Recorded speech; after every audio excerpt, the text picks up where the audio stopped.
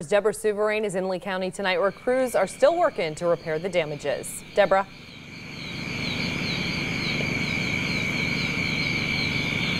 Amen, Patrick. We just saw a few utility trucks drive down Briarcliff Road, headed to repair power lines in this neighborhood. And I don't know if you can hear that, but there's a loud sound of croaking frogs in the background. And it's all because of all of this right here that's surrounding me. All of this still water. I'm actually standing in someone's front yard. It doesn't look like it right now, but you can see when I take a few steps back, the water just gets deeper and deeper.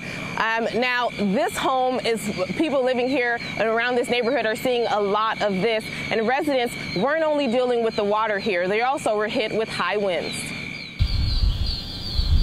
This may look like a swamp, but it's someone's front yard. People living along Briarcliff Road in South Fort Myers soaked with rain and hit with strong winds. The wind came in and actually tore one of the screens off the top of our lanai. The same thing happened at this home. You can see the screen from the pool cage was ripped apart. David lives next door and says it all happened in a matter of minutes. At lunch, I mean, the wind had picked up to a pretty good speed. I'm not certain if it was just strictly wind damage or possibly a tornado. The high winds uprooted several trees in this neighborhood. This one is so big, I can actually crawl underneath the trunk of it, and as you can see, this front yard is pretty much flooded, the roots of this tree exposed. There haven't been any confirmed reports of a tornado touching down here, but we do know that the winds reach speeds of up to 55 miles per hour.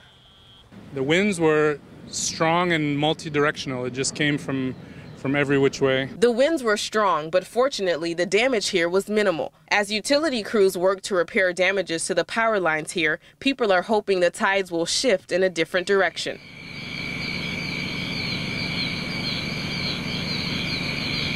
Now, residents I spoke to tell me they were shocked by just how fast this area flooded. It only took about a few hours, and this all came from the rain that fell today. And again, there were no confirmed reports of a tornado touching down in this area, just very strong winds. Live in Fort Myers, Deborah Souverain, Fox 4, in your corner. All right, thank you, Deborah.